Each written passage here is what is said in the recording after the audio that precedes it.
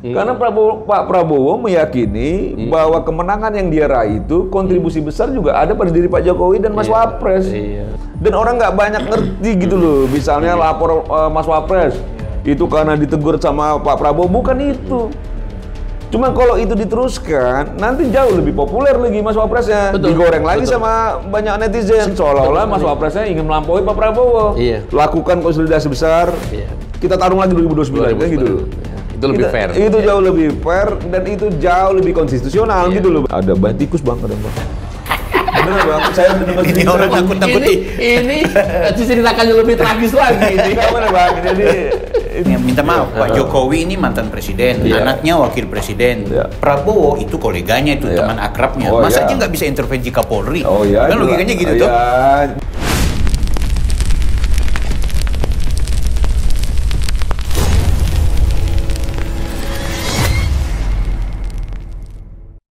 Ya. Assalamualaikum warahmatullahi wabarakatuh. Hari ini adalah Jumat Berkah, ya, hari yang luar biasa. Soalnya ini kita kejar-kejar nih, Rampai Nusantara. Beliau panggilnya Bang Semar atau Bang Semar? Bang Semar lebih keren dan lebih familiar, Bang Semar. Ya, selamat pagi, selamat siang, Bang Semar. Pagi. Ya, saya bawa Bang Bil. Halo Bil. Jauh-jauh dari kemarin, beliau udah seminggu di Jakarta. Saya harus ketemu Bang Mardiansah, gimana caranya? Mahal soalnya Mas.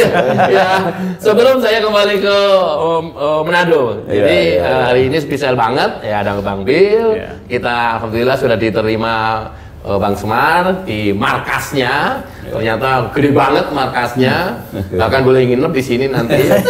Boleh dong, boleh. Lo nyinggung ya. Soalnya nyari tempat abang. Aku di Jakarta kesana kemari kan. Boleh di daerah kan. Nyari tempat. Lo. Oke, supaya kita langsung dapat point of interest-nya, Bang. Iya. Ini yang sangat mengejutkan dan sangat mengagetkan kita adalah betapa nekatnya Roy Suryo dan kelompoknya sampai mendatangi kuburan ibunda Pak Jokowi. Monggo Bang. Ya menurut saya kalau ditanya soal itu semakin menguatkan dugaan kita, dugaan banyak orang kalau Roy Suryo itu dan kawan-kawan memang sudah stres. Mendekati sakit jiwa kayaknya. Karena tapi terus terang aja Bang, saya itu kan cukup sering berinteraksi dengan Roy Suryo, cukup sering di media. Di acara non formal? Ya pokoknya sering berkomunikasi, apalagi di debat-debat segala macam. Perbedaannya jauh sekali. Kalau sebelumnya dia masih terlihat ya ilmiahnya, intelektualnya masih kelihatan lah dalam membangun narasi segala macam. Sekarang sudah enggak Bang. Sekarang itu apalagi kalau kita debat itu dia cuma bisanya motong ketawa gitu. Yang semakin saya ngeliat kok ini agak aneh ya gitu. Makanya saya sesungguhnya jujur aja dalam hati saya mikir mudah-mudahan dia nggak benar-benar sakit gitu loh. Saya betul-betul khawatir karena begini ya, apapun itu ya dalam persoalan politik, apalagi sosial dan lain sebagainya gitu, jangan sampai juga mengganggu jiwanya lah kan gitu ya. Apalagi ini soal-soal yang menurut saya ya Pak Jokowi sendiri menganggapnya soal kecil lah. Dan saya berkali-kali juga komunikasi dengan Pak Jokowi, dia tidak terganggu sama sekali. Persoalan bahwa dia melaporkan itu bukan soal terganggu memang. Karena bahwa ini menjadi pelajaran banyak orang lah. Tidak bisa sembarang buat nuding orang, nuding palsu segala macam. Tapi kalau berkaitan dengan orang tuanya Pak Jokowi, Bang, masa Pak Jokowi saya juga bilang sudah ada kedua dia. Jadi kalau begini loh, orang yang secara psikologis ya, yang sudah mulai terganggu jiwanya, sudah mulai kepanikan yang luar biasa, akan melakukan berbagai hal, berbagai macam cara untuk mengatasi gangguan-gangguan itu gitu. Kalau menurut saya, jadi Bang, jadi lebih aku potong. Bang, jadi lebih ke salah pergaulan, cenderung ke panik yang memang berlebihan, atau sudah mengarah ke gangguan jiwa? Ya. Kira-kira. Ya udah, itu hampir semua itu, paniknya juga, gangguan jiwanya juga. Kan kita sudah tahu ya, ini kan sangat berlarut-larut ya persoalan apa yang dipersoalkan Roy Suryo, yang kita meyakini betul memang itu tidak benar apa yang dituduhkan oleh Roy Suryo dan kawan-kawan. Itu saya meyakini betul, karena saya ketemu, saya melihat juga dan lain sebagainya gitu. Nah, ketika dia memainkan isu ini, karena memang tidak ada lagi isu yang menarik untuk digoreng soal Pak Jokowi. Soal perempuan dia jauh, tidak ada isu soal itu sama sekali. Soal korupsi mau dicari-cari juga sulit. Nah, akhirnya membangunlah satu narasi isu yang itu memang bisa diperdebatkan. Karena ini kan privasi sebenarnya, soal ijazah ini privasi lah, apa segala macam gitu. Nah, ini kan bisa diperdebatkan, yang akhirnya ramai sampai sekarang kan begitu ya. Dan Pak Jokowi nggak terganggu kok. Mungkin menikmati juga Pak Jokowi gitu, karena namanya hampir tiap hari disebut gitu. Sama juga saya sampaikan. Aku itu heran Bang, ya, minta maaf. Pak Jokowi ini mantan presiden, anaknya wakil presiden. Prabowo itu koleganya, itu teman akrabnya. Masa aja nggak bisa intervensi Kapolri? Kan logikanya gitu tuh. Dan menurut saya, makanya saya selalu bilang begini, saya sangat menghargai kawan-kawan yang sekarang ini dalam proses mendesak kepolisian untuk menaikkan statusnya Rosyuril dan kawan-kawan. Teman-teman relawannya, teman-teman relawan ya kan kawan-kawan kita semua ya. Tapi kami sendiri itu ngerasa memang tak perlu didesak pun sudah sampai barangnya. Gitu, jadi udah sampai itu barangnya, tinggal ditunggu aja gitu, tinggal ditunggu aja. Makanya saya selalu sampaikan ke Roy Suryo, persiapkan mental karena di penjara nggak enak. Tunggu Bang, mereka begitu percaya diri loh. Mereka begitu percaya diri Bang. Juga. Orang percaya diri itu nggak apa-apa kan. Percaya diri itu tidak selalu linear, Bil, sama persoalan kemampuan diri. Kan gitu loh. Kan itu nggak terlalu linear gitu. Nggak akan selalu linear itu. Jadi kalau mereka percaya diri menurut saya sih bagus-bagus aja gitu loh. Tapi bahwa akhirnya kita sudah masuk fakta hukum, misalnya begini Bang. Ini kan proses hukumnya sudah disampaikan oleh kepolisian, sudah masuk pada proses penyidikan. Nah, proses penyidikan itu berarti sudah ditemukan tindak pidananya. Kan begitu ya? Nah, kalau sudah ditemukan tindak pidana, berarti sudah alat bukti yang ditemukan. Tinggal lagi bagaimana menetapkan siapa saja yang menjadi tersangka ini. Si A, si B, si C, si D, kan begitu loh. Dan kapan? Dan inilah yang akan dilakukan oleh kepolisian dalam waktu dekat. Kan begitu loh, ditunggu aja. Kan gitu, tunggu aja. Dan begini ya, dalam kondisi negara kita yang tidak baik-baik saja, dalam kondisi masyarakat kita yang ya cenderung memang kepercayaannya juga sedang turun terhadap pemerintah dan lain sebagainya gitu. Kan juga harus hati-hati nih, apalagi soal penegakan hukum. Jadi harus betul-betul firm betul. Jadi ketika memang disampaikan bahwa si A, si B, si D tersangka, ini alat buktinya dan sebagainya, yang tidak terbantahkan. Nggak ada celah lagi. Tidak ada celah lagi, dan tidak juga digoreng bahwa ini bagian dari kriminalisasi. Karena ini bukan kriminalisasi, ini murni persoalan tindak pidana. Yang menurut saya, mereka yang memang sudah berani untuk melakukan tudingan, tuduhan, ya harusnya juga berani juga menghadapi segala macam resikonya, termasuk yang selalu saya bilang, ya kalaupun nanti dijadikan tersangka, dilakukan penahanan, hidup di dalam penjara lagi, misalnya kayak Rosuryo gitu ya, ya mungkin dia sudah pengalaman, tapi kan dia juga pengalamannya tidak terlalu jauh juga. Kalau misalnya di penjara itu ada banyak tikus Bang, kadang Bang. Bener Bang, saya benar-benar ini orang takut-takuti. Ini diceritakannya lebih tragis lagi. Ini mana Bang? Jadi itu kan Bang Egy juga, Bang Egy Suna kan pernah bilang juga. Ada. Banyak tikus, makannya juga nggak jelas kan gitu ya. Ya nggak enak lah Bang gitu loh. Makanya saya bilang jauh lebih baik dibanding habisin energi, ya memperkuat mental aja sih. Memperkuat mental, memperkuat hati gitu ya, menjernihkan pikiran supaya menghadapi segala macam resikonya itu bisa jauh lebih baik. Tapi ada salah satu kuasa hukumnya nih Bang, dia bilang begini, bahwa kenapa ini prosesnya lambat dan bahkan tidak ada kejelasan, karena ada 3 hal. Pertama, memang tidak ada unsur pidananya. Yang kedua adalah tidak cukup bukti. Yang ketiga, demi hukum itu sendiri. Itu Pak Sangaji, lawyernya yang waktu di depan Barreskrim dia umumkan. Jadi memang harus di SP3, tidak bisa dilanjutkan, kan gitu. Sehingga itu mereka justru melanjutkan ke Barreskrim terkait temuan mereka yang baru itu, yang ambil legalisir KPU dari KPU gitu. Kertas yang bungkus rokok itu. Membantai itu gimana Bang? Ya nggak perlu dibantah, orang pengacara dia dibayar untuk itu. Iya. Bagaimana sih? Betul banget. Kan begini, pengacara gitu ya, digunakan profesionalnya, dibayar ya untuk membela kliennya. Ya, nah saya begini ya, ini bicara soal katanya kan semua ya Roy Suryo CS ya, ini pasti ada yang mengorkestrasi. Ini tidak berdiri sendiri. Karena begini Bang, ini terus terang aja kasus soal tudingan Roy Suryo ini kan irisannya kan banyak kemana-mana. Kita tahu lah bahwa sejak Prabowo dan Gibran dilantik jadi presiden dan wakil presiden di Oktober lalu, mulai itu juga serangan bertubi-tubi ke Pak Jokowi dan keluarga, termasuk Mas Wapres dan lain sebagainya, bertubi-tubi gitu loh. Akhirnya pertanyaan besar orang, kok bisa ya? Orang kan sudah selesai, kok masih diserang? Oh ternyata memang kental sekali ada nuansa kepentingan kekuasaan di sini, gitu ya. Orang kan begini, ada orang dulu 2014, 2019 dukung Prabowo. Ya. Dianggap selesai Prabowo-nya, kan begitu ya, dianggap selesai Prabowo-nya, lompat ke kubu Anies. Kan begitu ya. Ternyata barang ini jadi. Mau balik lagi susah, kan begitu ya. Mau ngejilat-jilat lagi juga susah, cari celah karena di situ ada Mas Gibran, ada Pak Jokowi. Yang selama ini memang berseberangan juga sama orang-orang ini, kan begitu loh.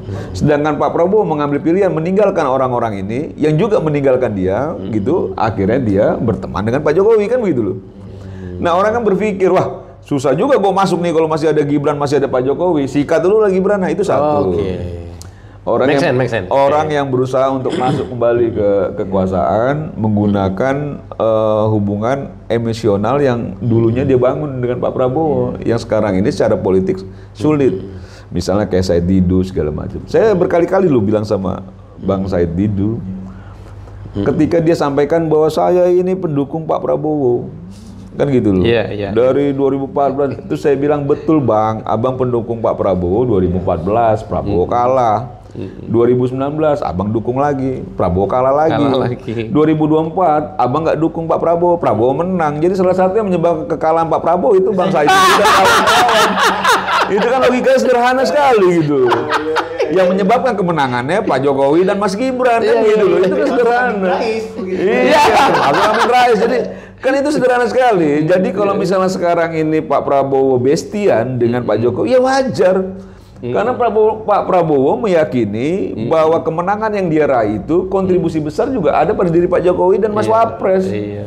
Jangan diganggu-ganggu. Nah orang yang ganggu ngelihat, pertama begini, sakit. Ada juga orang yang sakit hati ke Pak Jokowi karena kok kenapa Pak Jokowi dukung Pak Prabowo, kan gitu loh.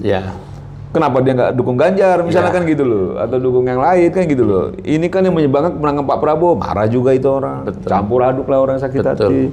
Belum lagi orang yang berpikir bagaimana nanti kalau Mas Wapresnya ini jadi presiden.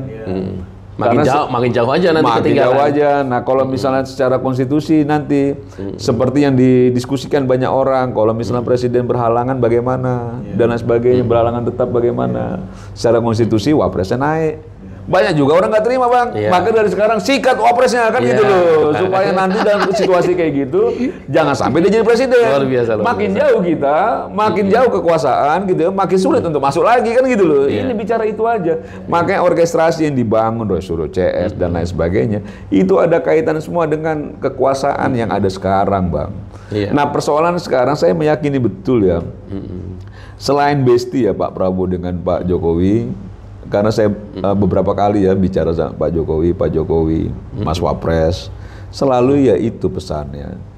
Bantu Pak Prabowo, jaga Pak Prabowo sampai 2030. Sama, kita juga begitu. Betul kan? Iya, jadi nggak ada tuh Bang pesan pokoknya kita ganggu Pak Prabowo supaya dia ini terus Mas Gibran jadi presiden. Konfirm Bang. Nggak ada. Kami dengan YouTuber Nusantara datang ke Mas Wapres, tahu nggak jawabannya beliau? Saya nggak masalah, Bapak sama saya itu kemudian dijadikan bahan sasaran tembak. Tapi please jangan Prabowo, terutama programnya Pak Prabowo, gila nggak? Betul, sampai begini ya. Nih omongan yang bisa saya pertanggungjawabkan begini ya. Mas Wapres itu sampaikan begini, Pak Ketum, di aturan itu staf khusus wakil presiden itu ada 11. Pak Kiai Ma'ruf Amin itu pakai 8. Mas Wapres itu cuma pakai 3. Hari ini ya. Hari ini. Pertama dari segi efisiensi pasti menghemat anggaran itu. Yang kedua, kenapa dia pakai cuma 3? UMKM termasuk Tina Talisa ya, Tina Talisa mantan itu ya, mantan reporter presenter termasuk dia dan lain sebagainya, itu 3 orang. Kenapa saya pakai cuma 3 orang Pak Ketum? Pertama, selain soal pemborosan, saya ngerasa bahwa saya ini kan membantu Pak Prabowo. Nggak perlu juga terlalu laju ibaratnya. Sampai dia tidak punya jubir, bayangkan. Iya. Pak JK punya jubir, Pak Kiai Maruf Amin punya jubir. Pak Wapres kita, Mas Gibran itu nggak punya. Kelas Mas Wapres itu orang yang irit bicara, butuh jubir loh. Butuh jubir. Tapi dia ngerasa bahwa dia tidak mau merebut panggung.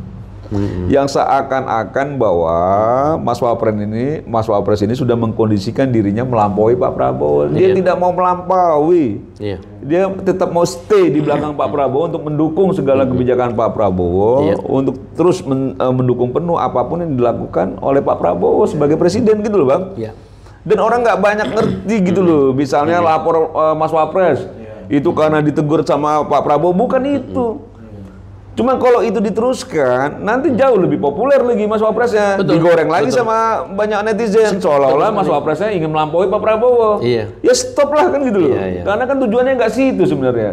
Tujuannya di awal itu kan lapor Mas Wapres itu untuk menyerap aspirasi yang memang masyarakat itu bisa dengan mudah menyampaikan. Itu programnya berhenti? Memang dihentikan karena bukan karena di stop. Tapi Mas Wapres ngerasa bahwa rasa-rasanya kurang strategis lah. Karena kalau misalnya itu jauh lebih populer nanti lapor Mas Wapres, itu dianggap sama banyak orang ya, yang memang pikirannya juga seringkali tidak positif berpikirnya. Wah ini sengaja ini kan gitu loh, ini ingin melampaui. Kan kita pernah dengar lah, kalau zamannya Pak SBY JK terlalu laju, kan gitu ya, terlalu kencang larinya, sehingga SBY seringkali dilampaui kan gitu loh. Nah Mas Wapres kan nggak mau itu, walaupun dia anak muda, gitu loh. Bahkan setiap kegiatan-kegiatan yang dilakukan oleh Mas Wapres, setahu saya gitu, selalu dikomunikasi dengan presiden. Said Didu tuh pernah mengeluarkan pernyataan loh waktu awal kali Mas Wapres itu dilantik dengan Pak Prabowo, kemudian Mas Wapres kunjungi beberapa proyek infrastruktur, itu langsung ada monolog dari Said Didu. Lihat tanda-tanda bahwa yang namanya Prabowo ini cuma dikasih waktu 2 tahun, baru kemudian ini anaknya Jokowi bakal melampaui gitu. Itu jauh sebelum ada lapor Mas Wapres kan gitu. Jadi akhirnya begitu ada lapor Mas Wapres kunjungan ke sana kemari, dinilai ini sudah mulai siasat-siasat menjatuhkan Prabowo. Makanya saya nggak ngerti ya pikiran-pikiran jahat itu. Orang-orang ini ya, kan kita tahu latar belakangnya, Bang. Purnawirawan yang mempersoalkan pemakzulan Gibran. Kita tahu siapa Pak Rozi. Kita tahu siapa itu Sunarko dan lain sebagainya. Tim suksesnya Anies. Mau dibantah itu. Mereka terdaftar resmi kok di KPU. Kita tahu Said Didu siapa. Jubirnya Anies sama Muhaimin waktu kontestasi Pilpres kemarin. Lah orang tuh gentle, kalau kalah Pilpres persiapkan lagi dirinya 2029 tarung lagi gitu loh. Bukan ganggu kekuasaan, ganggu yang lain-lain, memberikan racun-racun atau pikiran-pikiran sesat terhadap masyarakat. Nah ini yang menurut saya di era atau di masa negara kita sedang tidak baik-baik saja, dunia sedang tidak baik-baik. Iya dong, dunia sedang tidak baik-baik. Janganlah malah ngeganggu pemerintah, ngerecokin Pak Prabowo, ngerecokin Mas Wapres gitu. Yang menurut saya sudahlah. Jadi kalau memang dia punya hasrat berpolitik, hasrat berkuasa dan lain sebagainya, persiapkan diri. Gitu loh. Kalau kemarin kalahnya di mana, perkuat gitu loh. Bukan ngabisin energi di sekarang, terus malah coba-coba mau ngambil kekuasaan di tengah jalan lagi kan gitu loh. Kali aja juragannya bisa jadi Wapres ganti Gibran kan gitu loh. Kan mulai mikir juga kan gitu loh. Kok bisa-bisanya? Siapa yang berjuang, siapa yang mau ngambil kan gitu loh. Jangan begitulah. Mimpinya ketinggian. Iya makanya ini kan semua orkestrasi yang dibangun ya. Kan kita begini, kalau memang mereka mempersoalkan soal putusan MK dan lain sebagainya, kenapa mereka ikut kontestasi? Boikot dong dari awal. Gitu loh. Ketika udah hasilnya udah ada segala macam, segala macam, aduh ini aturannya. Termasuk soal ijazahnya Mas Gibran kan tahapannya udah selesai. Kan gemes gitu. Maksudnya itu kata-katanya Bang Bil itu gemes. Iya Bang gitu loh. Kan begini Bang, kalau kita sejak awal nggak setuju dengan putusan itu, kita anggap itu inkonstitusional. Sampaikan ke publik. Saya tidak jadi atau saya membatalkan pencalonan saya sebagai capres dan cawapres karena saya anggap saudara Gibran inkonstitusional dalam prosesnya, kan gitu loh. Mundur. Ini pelantikan datang, proses pemilunya ikut, pilpresnya ikut gitu loh. Setelah kalah baru mempersoalkan. Nah ini aduh gimana coba? Gimana, jadi maksud saya ini kayak lucu-lucuan ya. Lucu-lucuan, tapi juga tidak bisa dibiarkan karena akhirnya jahat masuk ke masyarakatnya. Banyak masyarakat yang nggak paham dan lain sebagainya. Sekarang pakai nalar saja lah, pakai rasionalitas lah. Latar belakangnya mereka siapa, Roy Suryo bagaimana kekecewaannya, mungkin sakit hati, barisan sakit hati dan lain sebagainya gitu. Dan sekarang mulai semua berganti baju. Saya Didu selalu menjadi penggiat, pengamat, opo meneh, kan gitu loh. Yang dipersoalkan soal kekuasaan, ya jelas lah karena kalian di seberang kekuasaan, bukan bagian dari kekuasaan, kan gitu loh.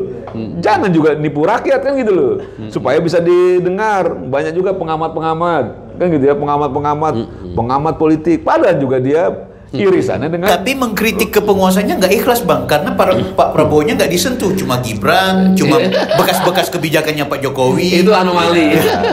Iya, karena mungkin ya pertama yang punya potensi besar, berkuasa dalam waktu yang cukup panjang itu Mas Gibran. Kita tahu Pak Prabowo sudah sangat senior, kan begitu ya. Jadi kalau misalnya kita bicara kurun waktu, paling maksimal 2034. Dua periode. Kan begitu ya. Mudah-mudahan kita doakan dia sehat, beliau sehat, beliau sampai sana sampai 2034. Setelah itu kan peluang besar kan ada di Mas Wapres. Iya. Tapi Pak Prabowo terhadap Mas Wapres dalam pandangannya Bang baik ya gitu. Beliau tidak terkontaminasi dengan irisan-irisan. Tidak kan begini ya. Banyak orang bicara bahwa sok tahu gitu Bang. Sudah mulai pecah kongsi. Itu hari ini terus dibangun terus itu. Pak Prabowo sudah mulai apa sih? Gitu. Jadi maksud saya beginilah. Geng Solo udah dihabisin. Geng Solo sudah dihabisin. Sopo yang dihabisin? Kalian itu. Yang merah yang dihabisin ternyata malah yang di kabinet. Geng Solo dihabisin, tapi yang dilantik termul. Sama aja. Iya makanya. Dan naik semua lagi. Iya makanya saya nggak ngerti ya orang bicara soal geng Solo, bicara bahwa hubungan Pak Prabowo dan Pak Jokowi tidak baik-baik saja. Toh mereka ketemu berdua. Mereka masih bisa bersenda gurau, bicara hal strategis tentang bangsa. Terakhir kan berjumpa. Iya berjumpa terakhir. Ada dapat bocoran Bang? Gitu loh ya. Kalau menurut saya sih kan begini ya, apalagi kita habis dihantam soal kerusuhan yang kemarin ya. Ya tentu banyak masukan dari Pak Jokowi, tentu banyak juga hal-hal yang didiskusikan oleh Pak Prabowo terkait bagaimana kondisi bangsa kita kan gitu ya. Dan sebagai orang yang punya pengalaman 2 periode kan, ya saya rasa Pak Jokowi memberikan masukan dan bagaimana menghadapi tekanan-tekanan publik ya. Pak Jokowi juga berhasil juga melewati soal COVID dan lain sebagainya, yang dulu juga walaupun dalam konteksnya bukan kerusuhan, tapi COVID itu kan bahaya buat bangsa itu. Salah langkah habis kita. Kan gitu habis. Dan sulit bangkitnya lagi. Dan sulit untuk bangkitnya lagi. Nah hal-hal yang menurut saya itu biasa dilakukan. Pak Prabowo ke Solo, dia mampir ke rumah Pak Jokowi, ke kediaman Pak Jokowi di Sumber gitu loh. Jadi harusnya kita ini sebagai anak bangsa Bang, kan senang kalau para pemimpinnya akur. Kok bisa-bisanya ini Roy Suryo, CS dan lain-lain sebagainya ini itu malah senang kalau mereka pada ribut kan gitu loh. Ini dari mana logikanya? Dan banyak juga masyarakat yang mendukung itu lagi. Nah maksud saya harusnya kita bangun rasionalitasnya bahwa ini memang hanya soal mereka punya kepentingan politik dengan didasari juga rasa kekecewaan, rasa sakit hati dan lain sebagainya, sehingga melakukan orkestrasi gitu ya, yang mendiskreditkan Mas Gibran, mendiskreditkan Pak Jokowi dan lain sebagainya gitu Bang. Tapi kaum intelektual loh Bang sekarang yang ikut bersuara banyak nih. Ya karena kaum intelektual sakit hati. Kita tahu juga kan gitu loh. Dulu kita kagum juga sama Refli Harun. Doktor, gitu. Profesor. Cuma persoalannya begini loh. Yang kita sayangkan ya, Bill. Aduh, secara keilmuan kita tuh senang sekali gitu. Iya betul.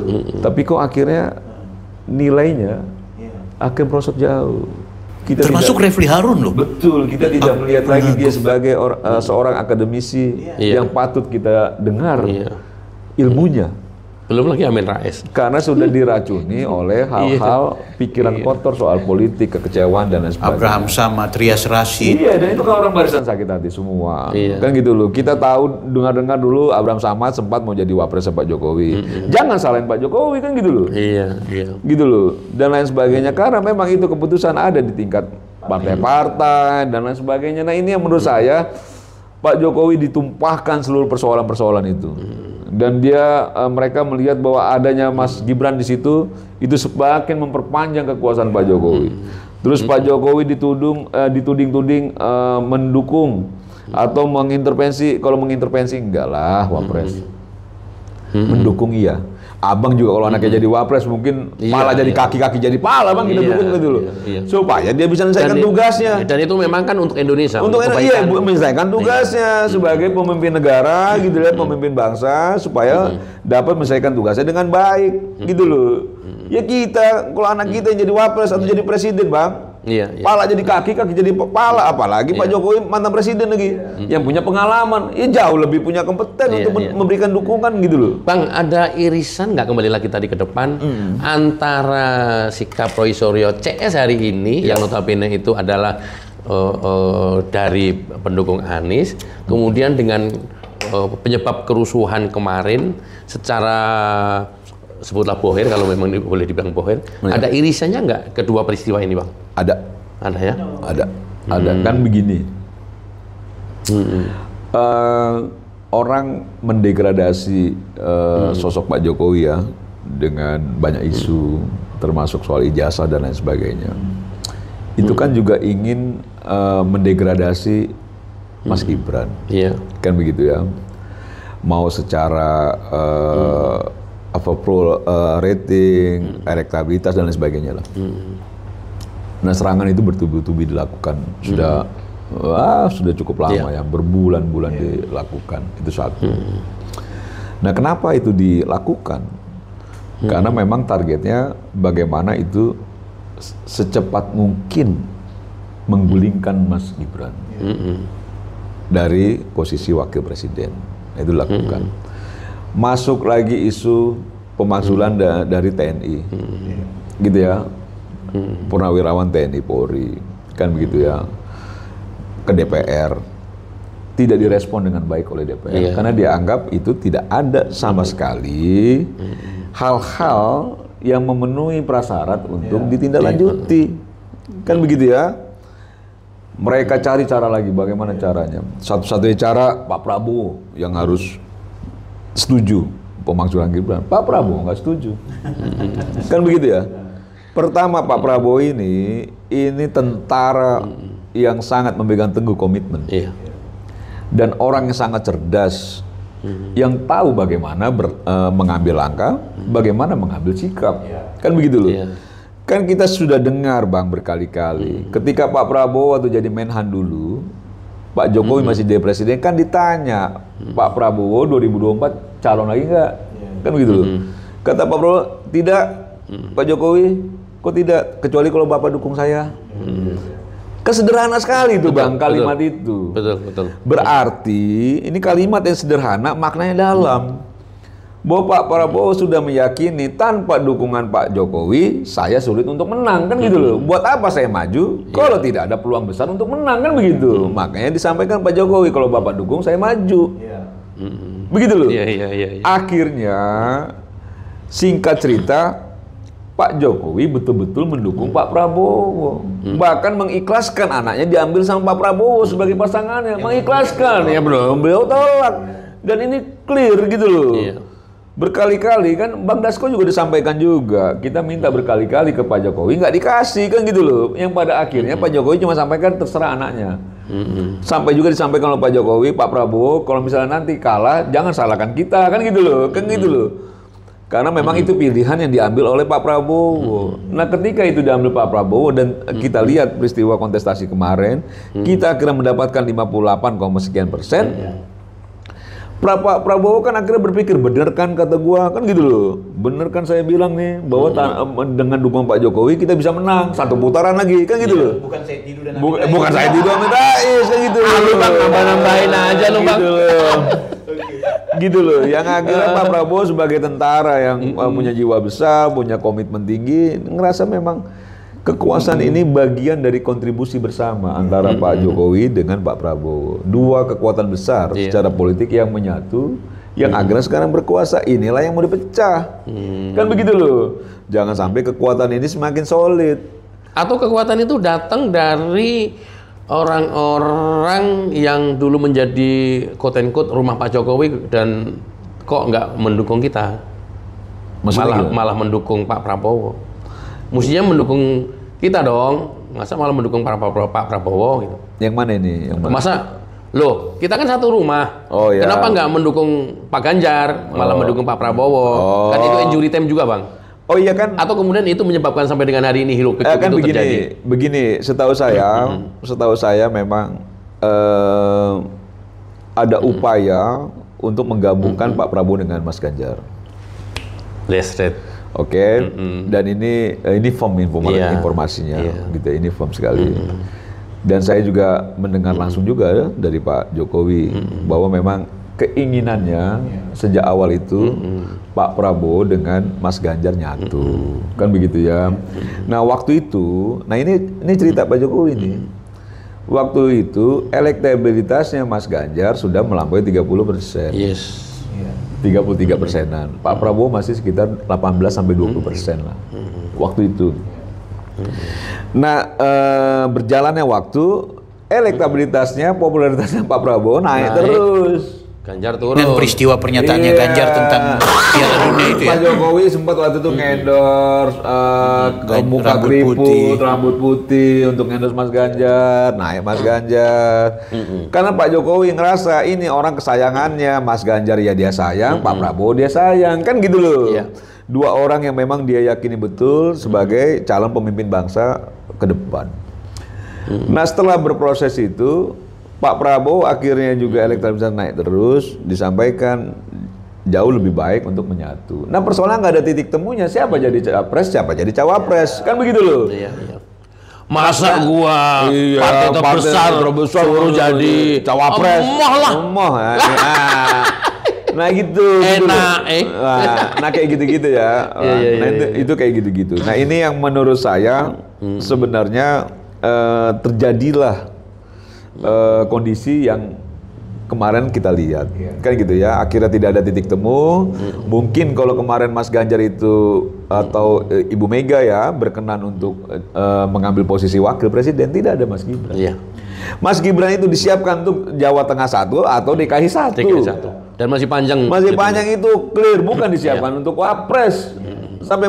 Sampai Mas Gibran tuh ngomong ke saya, Pak Ketum, ya ini mungkin takdir Tuhan ya, karena saya itu sama sekali tidak ada persiapan untuk ke wakil presiden. Waktu itu secara politik persiapan kita itu menuju Jawa Tengah 1 atau Jakarta 1. Tiba-tiba saya ada di sini, ya sudah kan gitu ya. Ini proses yang kalau orang kan banyak orang so tahu, oh ini udah didesain sejak awal Pak Jokowi apa sih? Jadi kok banyak sekali orang so tahu gitu loh Bang, banyak sekali orang so tahu. Dan sebenarnya kan mudah untuk bikin analisa, mudah fakta-fakta ini tuh dirangkai sebenarnya. Tapi mereka menutup fakta-fakta ini, ya membuat analisa sendiri, liar.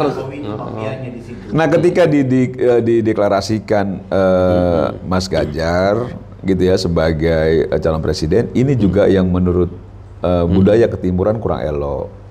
Kan begini ya, kita tahu waktu itu PDIP itu justru yang menyerang Ganjar. Trimedia Panjaitan dan kawan-kawan. Mengangkat Puan juga waktu itu kan. Mengangkat Puan dengan kepak sayap kebinekaan kalau nggak tidak salah. Semua untuk mengkerek elektabilitas Puan dan lain sebagainya, popularitas dan lain sebagainya. Dan nggak berhasil. Tapi nggak naik. Tapi nggak naik, kan begitu ya. Nah, ketika dalam posisi Mas Ganjar itu disudutkan oleh teman-teman PDI Perjuangan di waktu itu. Kan yang ngopeni Pak Jokowi. Mas Ganjar, wes tenang aja, yang paling penting fokus ke elektabilitas. Kalau elektabilitas sudah melampaui 30%. Ditambah PSI juga kencang ya kemarin. Insya Allah, Ibu ya pasti nanti akan ikut dukung juga, PDI ikut juga. Jangan. Jadi kan itu yang nanti saya bantu kan gitu ya, dibantulah dikerek kemana-mana, ditenteng kemana-mana, naik terus elektabilitas, Puan nggak naik-naik, 1-2%. Akhirnya secara fakta politik ya mau tidak mau Mas Ganjar yang harus diajukan sama mereka kan begitu loh. Nah ini kan faktanya. Nah kenapa saya bilang kurang elok? Ketika dalam posisi Mas Ganjar waktu itu tidak dipedulikan di PDIP, malah cenderung itu didiskreditkan, gubernur gagal lah, tingkat kemiskinan tinggi di Jawa Tengah, itu teman-teman PDIP semua loh, yang menyerang sejak awal gitu loh.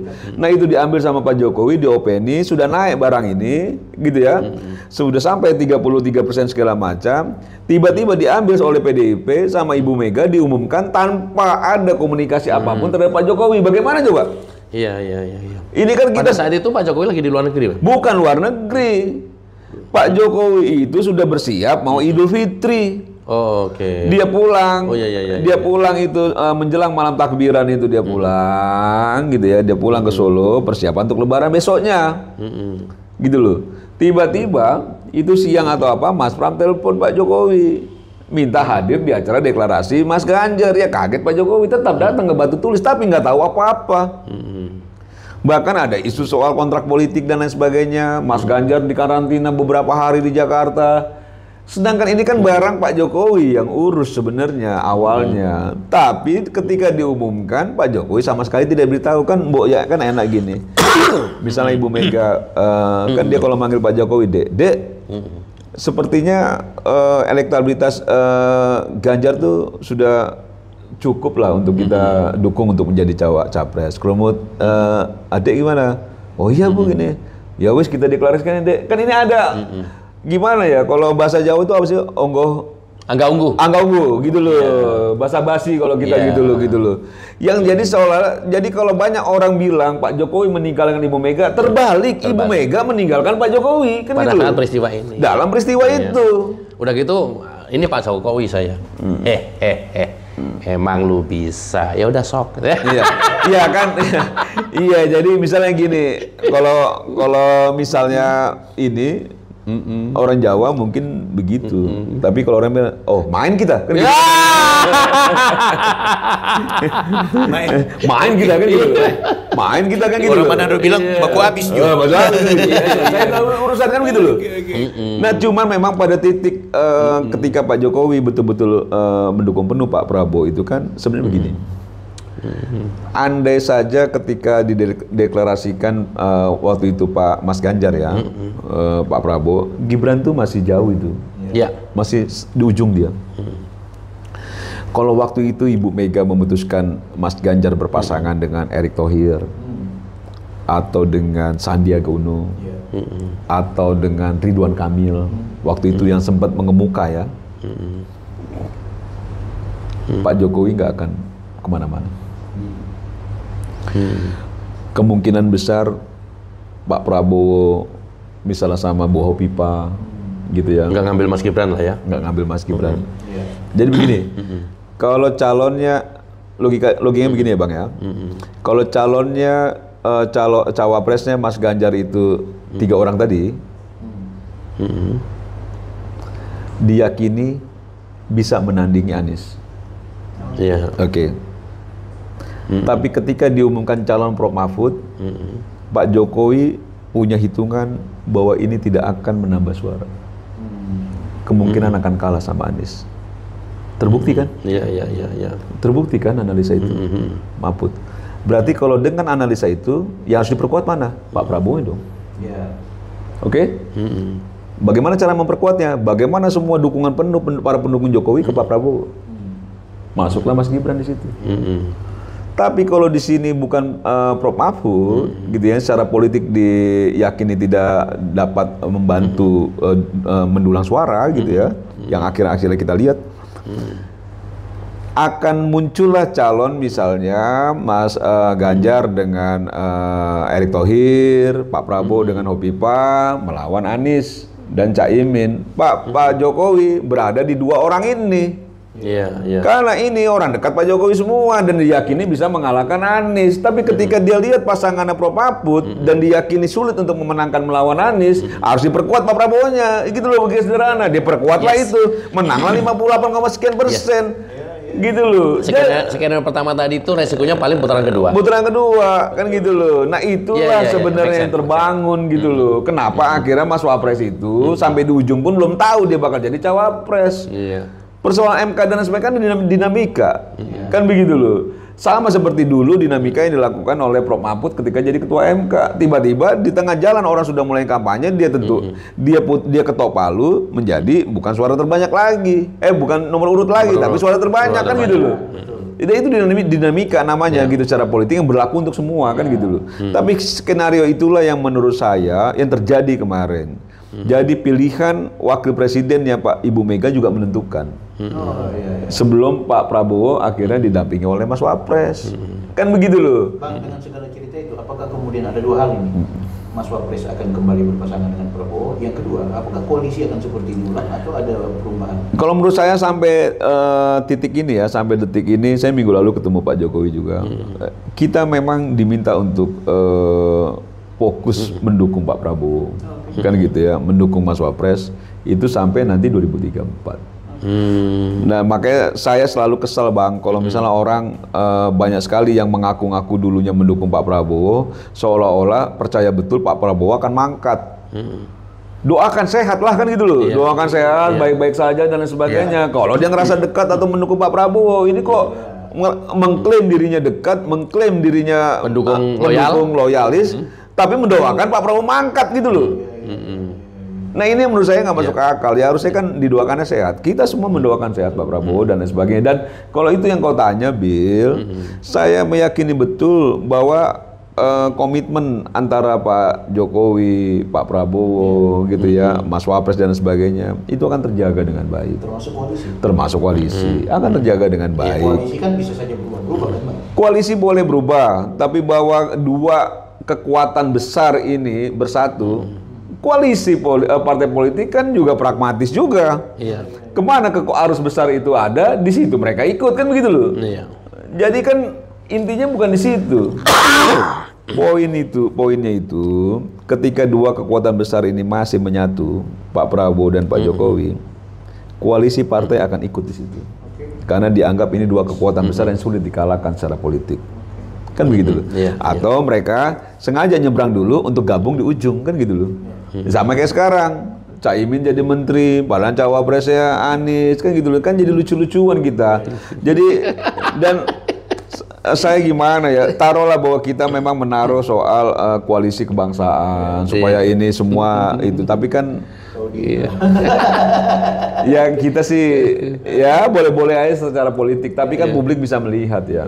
Akhirnya jadi kayak kita ini tidak punya sanksi ya, baik itu secara sosial atau secara politik bagi orang-orang yang memang dalam kontestasi itu mengalami kekalahan. Jadi sama aja Bang, siapapun yang kalah menang akhirnya nyatu aja juga. Gitu. Dapat juga. Jadi ya ini kan jadi agak kurang fair terhadap suara rakyatnya kan gitu ya. Karena kan rakyat memilih nggak suka sih itu. Iya, bukan soal nggak suka, dia melihat bahwa yang terbaik ini. Ini kurang baik. Tiba-tiba yang kurang baik gabung juga kan gitu loh. Nah, ini kan jadi tahu itu gak usah pilih. Iya, jadi akhirnya jadi kita tapi ya itulah konstelasi politik kita Bang. Yang mau tidak mau akhirnya kita hadapi juga kan gitu ya. Nah, kayak buat Rampai Nusantara sendiri Bang. Rampai Nusantara itu kan udah di 38 provinsi ya. Terus 315 kabupaten kota. Terus kalau kata Roy Suryo waktu kemarin saya itu, wow, mana ada saya itu keliling Indonesia Bang, lantik pengurus saya. Saya yang SK kan dan terdaftar di Kumham Rampai Nusantara ini. Ini bukan organisasi relawan seperti yang lain-lain. Ini adalah organisasi kemasyarakatan yang memang mengambil pilihan untuk mendukung secara politik terhadap ketokohan-ketokohan, termasuk Pak Prabowo, termasuk Pak Jokowi, termasuk Mas Wapres kan begitu loh. Dan ini yang kita bangun dan saya sudah sampaikan ke seluruh pengurus Dewan Eksekutif Wilayah Bang, kalau di kita Dewan Eksekutif Wilayah tingkat provinsi, Dewan Eksekutif Daerah di tingkat kabupaten kota untuk terus masuk ke masyarakat, bantu masyarakat, dampingi. Apa yang bisa kita lakukan, lakukan. Sekecil apapun yang bisa kita perbuat buat masyarakat, itu ada artinya dibanding sebesar apapun yang kita punya tapi tidak pernah memberikan ke masyarakat. Kan begitu loh, apalagi itu bisa kita lakukan. Kan tidak selalu apa yang kita kontribusikan itu berupa materi. Betul. Kan gitu loh. Tapi Rampai Nusantara sejak awal memang dukung Pak Jokowi. Pak Jokowi.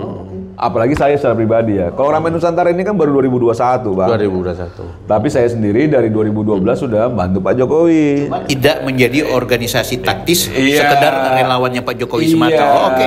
Gitu loh. Nah, 2021 saya bangun, kami ini bangun organisasi ini, pelan-pelan kita keliling, kita konsolidasi ke teman-teman segala macam, dan sudah terbentuk yang tadi saya sampaikan di provinsi maupun kabupaten kota. Saya minta langsung ke Solo Pak Jokowi untuk jadi pembina. Sekarang udah jadi Dewan Pembina. Beliau berkenan jadi pembina, ketua pembina Rampai Nusantara. Iya, bangga sekali kita. Karena selama ini sejak dulu saya sendiri ya, secara pribadi memang menjadi panutan kami gitu ya, menjadi panutan saya Pak Jokowi berkenan jadi pembina Rampai Nusantara. Iya, semakin bangga kita. Semakin senang kita. Jadi kalau orang-orang bilang, wah ini gimana cara jadi anggota? Rampai Nusantara, YouTuber Nusantara ya sudah. Iya, betul. Jadi organ apanya gitu ya. Dan nama Rampai Nusantara itu mendahului nama IKN. Jadi 6 bulan sebelum IKN diumumkan kita sudah pakai Rampai Nusantara, gitu ya. Dan ternyata cocok kan itu sama Pak Jokowi kan gitu loh. Masuk ini. Nah, jadi kalau banyak orang bilang ini Mardiansah Semar itu sedang mengincar posisi, dibayar Pak Jokowi.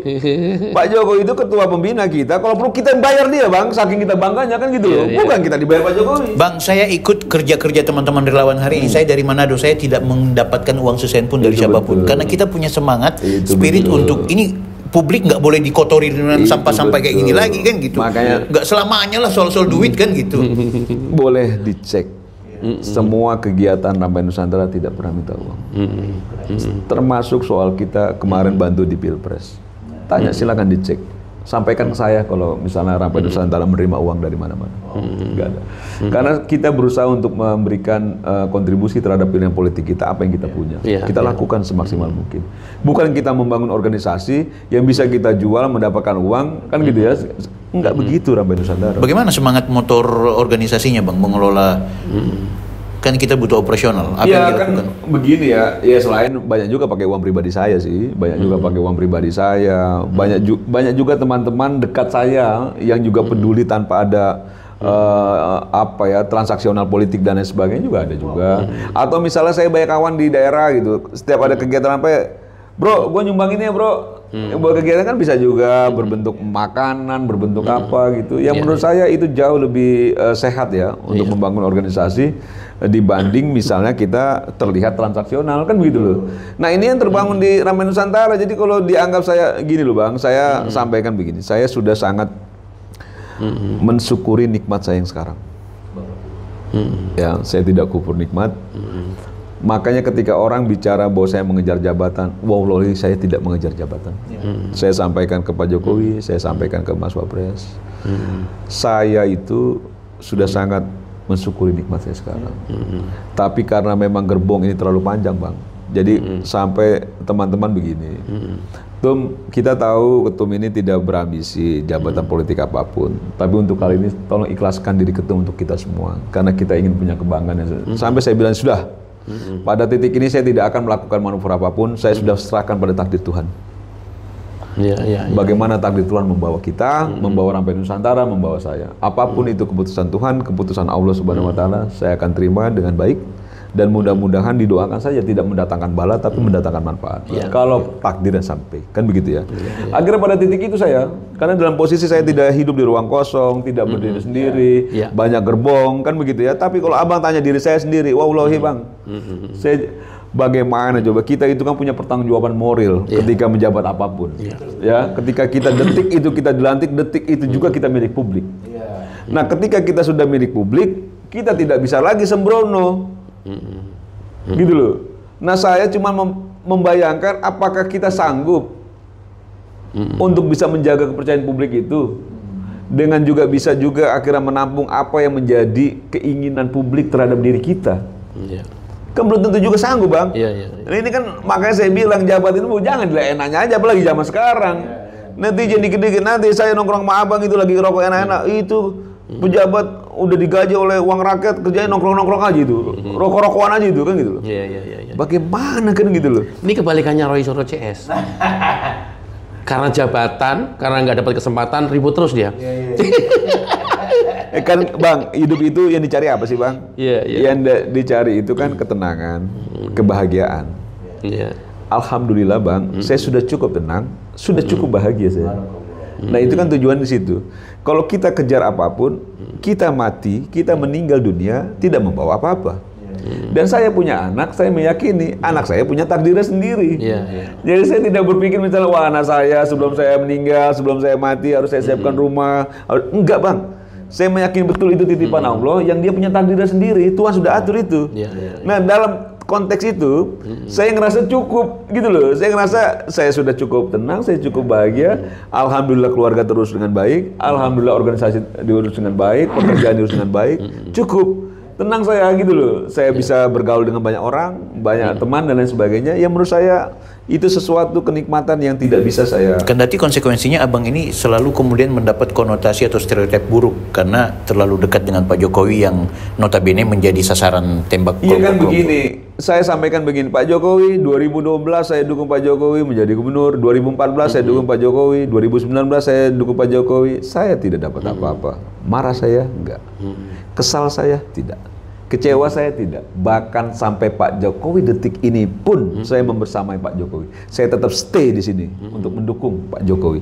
Karena menurut saya sejak dulu ketika Pak Jokowi muncul sebagai tokoh politik di Republik ini, saya meyakini melihat sosok Pak Jokowi ini sosok yang memang patut untuk kita teladani, patut untuk kita contoh, patut untuk kita dukung. Dia berasal dari kita juga, dari rakyat biasa, kan begitu ya? Orang sipil yang dari rakyat biasa dan lain sebagainya. Yang saya merasa perjuangan mendukung Pak Jokowi itu adalah perjuangan idealisme saya, perjuangan ideologi saya, bahwa saya meyakini ini sosok yang patut. Dan pilihan politik itu, Bill, nggak bisa didagang-dagang gitu loh. Kalau pilihan politik itu ya kita sama orang. Ketika orang dulu juga memuja Pak Soekarno, Bung Karno, ya begitu juga kita. Jadi kalau orang ini terlalu ini, ya karena memang kita ada di situ. Sebagaimana mereka juga memuja-muji Prabowo, Anies, ya kan? Itu bebas saja. Nah, ketika Pak Jokowi memutuskan untuk menyatu dengan Pak Prabowo, kita juga loyal terhadap pilihan itu. Kita akan mendukung penuh Pak Prabowo, kan gitu loh. Karena itu juga pilihan Pak Jokowi. Kan begitu sederhananya gitu loh. Jadi kalau dia kok ini mepet terus ke Pak Jokowi, ya betul karena kita orangnya Pak Jokowi. Ini pernyataan, ini menurutku ya Mas ya, ini pernyataan yang akhirnya memutuskan perspektif bahwa tidak selamanya orang kemudian memberikan dukungan secara politis kepada penguasa, seolah-olah itu transaksional, seolah-olah itu haus kekuasaan juga, ingin bergabung dapatkan jabatan-jabatan tertentu. Ada juga loh orang-orang loyal ya, karena memang gue ngefans nih sama Pak Jokowi kan gitu. Pilihan ya, apalagi latar belakang saya itu Bang, saya ini aktivis 98 Bang. Saya aktivis 98, dunia saya, hidup saya itu banyak di dunia itu habisnya, gitu loh. Jadi ketika saya punya nilai-nilai yang saya yakini dan itu jatuh pada pilihan kepada dukungan kita terhadap Pak Jokowi, sampai beliau sudah pensiun pun kita tetap stay sama Pak Jokowi, itu menurut saya itu pilihan saya secara pribadi yang menilai bahwa itu patut untuk diperjuangkan, saya perjuangkan sampai sekarang. Dan sekarang Pak Jokowi sudah memperjuangkan, membantu Pak Prabowo, ikut juga kita memperjuangkan Pak Prabowo gitu loh. Mendukung penuh. Dia minta 2034, ikut juga kita 2034. Bagaimana mau melawan informasi dari luar? Kenapa sih Pak Jokowi baru 1 tahun anaknya menjabat kok bicara soal koalisi 2029? Bagaimana Abang mau membantai itu? Iya, karena kan dengan peristiwa yang kemarin, banyak orang sudah mulai mengincar posisi Pak Prabowo, Mas Wapres, dan lain sebagainya. Pak Presiden, Pak Prabowo sampaikan bahwa peristiwa kemarin ada upaya makar. Sudah jelas namanya upaya makar itu menjatuhkan pemerintahan, Bang. Nah, pemerintahan itu kan Pak Prabowo dan Mas Gibran. Nah, Pak Jokowi ingin menyampaikan saja, hei, teman-teman relawan, dan lain-lain sebagainya kan gitu ya. Konsolidasikan kita dukung sampai 2034. Supaya ada juga kekuatan-kekuatan politik yang coba mengganggu ini juga berpikir bahwa kita semua yang berada di belakang Pak Jokowi akan mendukung penuh sampai 2034. Jadi kalau kau kasih main, kita kasih main juga gitu loh. Maksudnya kan begitu loh. Kan begitu kan gitu loh. Kan sederhananya begitu. Ini kalau kayak gini mah ini relawan membuktikan lebih kuat dari partai politik ini. Enggak Bang, karena memang Pak Jokowi juga punya kekuatan yang tidak dimiliki oleh banyak tokoh politik kan di kekuatan relawan, ormas pendukungnya dan lain sebagainya. Ini kekuatan sipil yang nyata di mana-mana ada Bang, kan gitu loh. Betul. Kan kita ngerasain Bang 2014 bagaimana kekuatan sipil itu. Orang bahu-membahu nyetak sendiri Bang, baju kotak-kotak Bang. Iya. Kita itu beli sendiri, nggak saya juga udah beli waktu itu. Iya, itu. Dan saya sampai Pak Jokowi ingat nggak 2014 waktu kita berjuang dulu. Oh ya, waktu itu saya ada di Sukabumi 23, saya bilang Menteng ya. Terus kita kan nggak dapat uang, saya bilang. Bahkan saya sendiri mengeluarkan uang pribadi untuk makan, untuk ongkos dan sebagainya. Iya betul itu, karena itu adalah perjuangan nilai, perjuangan ideologis dan lain sebagainya. Ya menurut saya. Apapun yang kita korbankan untuk perjuangan itu wajar kita lakukan. Iya. Karena keyakinan nilai, gitu loh, keyakinan nilai Bang. Jadi nggak bisa lagi orang bicara soal pragmatis.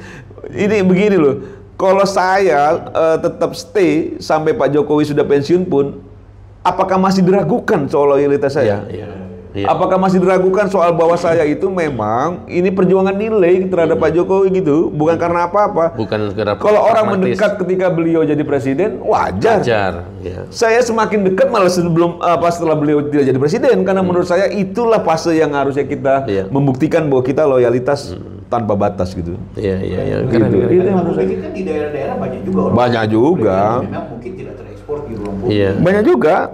Dan itu menurut saya itu soal perjuangan nilai itu kan soal lain ya, tidak bisa dilihat secara materi dan lain sebagainya. Dan makanya saya bilang Pak Jokowi, saya sangat senang, bangga Pak Jokowi berkenan jadi ketua pembina di Rampai Nusantara, karena itu adalah emang impian kita, seorang Pak Jokowi menjadi panutan kita semua. Dan ke depan saya bilang konsolidasi sipil, kan konsolidasi kekuatan Pak Jokowi ya, masyarakat sipil ini, mau itu relawan, mau itu ormas pendukung dan lain sebagainya, saya rasa semakin masif dilakukan. Untuk apa? Untuk menjaga republik ini.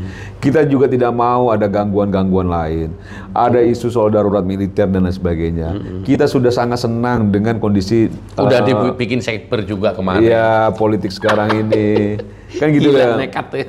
Dan kita doakan saja mudah-mudahan orang-orang yang sakit hati hatinya sembuh, kan begitu ya. Yang pikirannya sesat sudah tidak sesat lagi, kan begitu loh, kembali ke jalan yang benar, kan gitu ya. Karena ya kalau kita butuh rekonsiliasi, itu kan jauh lebih baik, kan begitu ya. Tapi bahwa apapun yang dilakukan itu tidak benar, sampai kapanpun akan kita lawan Bang. Sampai kapanpun kita akan lawan, kita akan hadapi, karena itu membawa kesesatan di publik. Dan akhirnya dampaknya juga negatif.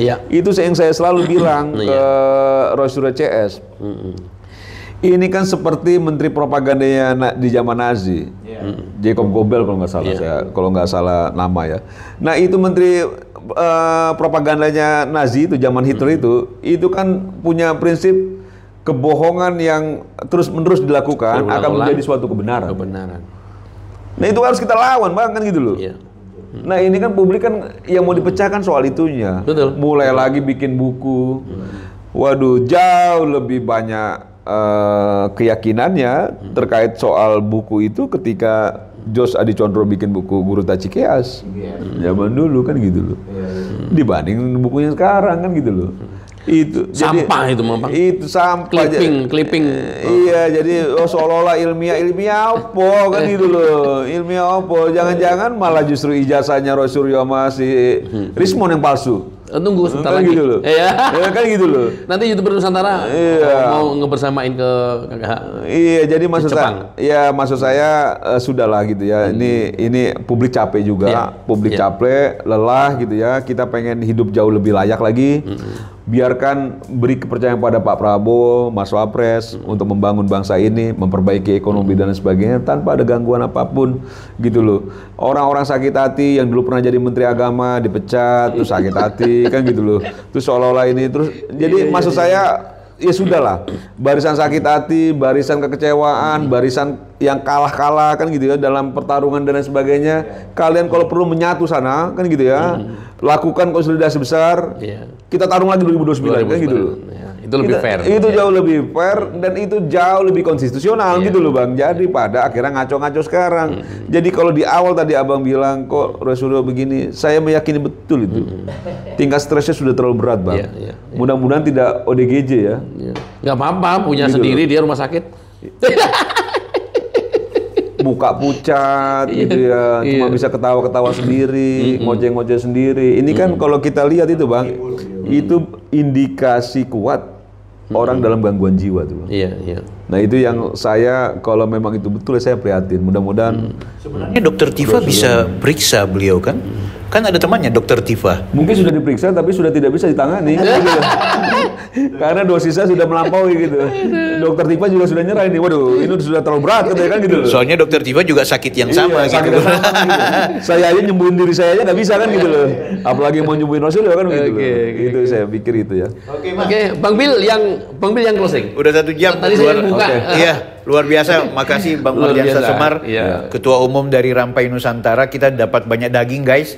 Aku harap kita semua untuk menjadikan ini sebagai informasi tambahan sekaligus inspirasi. Bang Semar, sekali lagi kami ucapin terima kasih. Kami berharap beberapa momen ke depan kalau ada hal-hal yang barangkali perlu kami diskusikan. Karena jujur Bang ya, subscriber kami ini banyak yang teriak-teriak ini gimana. Kadang-kadang mereka udah nggak mau lagi bahas soal ijazah. Mereka cuma mau minta, kapan ditangkap. Tapi di luar soal itu, penting juga kita dapat gagasan baru terkait soal koalisi, soal peta politik ke depan, soal hubungan Jokowi Prabowo, bahkan eksistensi Mas Gibran yang selama ini dikonotasikan seolah-olah lagi pecah, ditugaskan ke Papua, Prabowo cuekin, kan itu banyak tuh narasi-narasi itu. Tapi hari ini kita dapat kisi-kisi besar, Bang Semar sudah membantah itu semua dengan begitu gamblang. Kita berjumpa di video berikutnya bersama Agri Fanani dan juga Bang Bill Offside. Terima kasih Bang ya.